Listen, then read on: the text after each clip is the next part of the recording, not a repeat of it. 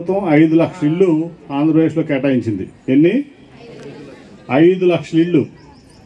ఎన్ని? 5 లక్షల ఇళ్ళు కేటాయిస్తే ఎవరు కేటాయించారు?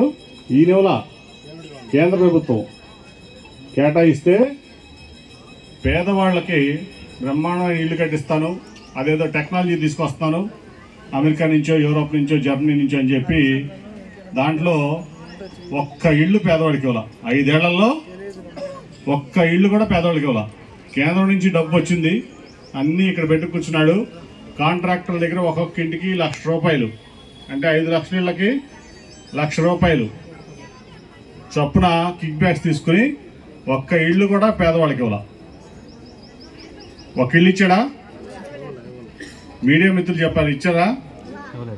ఆ రోజు ₹6 లక్షల ఇల్లు అని చెప్పి ₹1,00,000 కాంట్రాక్టుల నుంచి కేఎంవి ప్రాజెక్ట్స్ అని, షాపూర్జీ పాలంజీ అని అట్లా 5-6 సంస్థలకి దాన్ని డివైడ్ చేసి 5 లక్షలని అవి కట్టమని చెప్పి ₹1,00,000 చంద్రబాబు నాయుడు ఆయన కొడుకు తీసుకుని పేదవాళ్ళకి మట్టికి ఇల్లు ఇచ్చినటువంటి దాఖలాలు లేవు. ఒక్క ఇల్లు కూడా ఇవ్వాల. పచ్చి మోసం చేశారు చంద్రబాబు నాయుడు, లోకేష్ నాయుడు ఇక్కడ పేదవాళ్ళని. అటువంటి సందర్భంలో మీకు అనేక హామీలు కూడా ఇచ్చాడు ఆ రోజు చంద్రబాబు నాయుడు. నాకు తెలుసు 650 పేజీల హామీలు మేనిఫెస్టో ఇచ్చాడు. తర్వాత ఒక్కటి కూడా నెరవేర్చలేదు.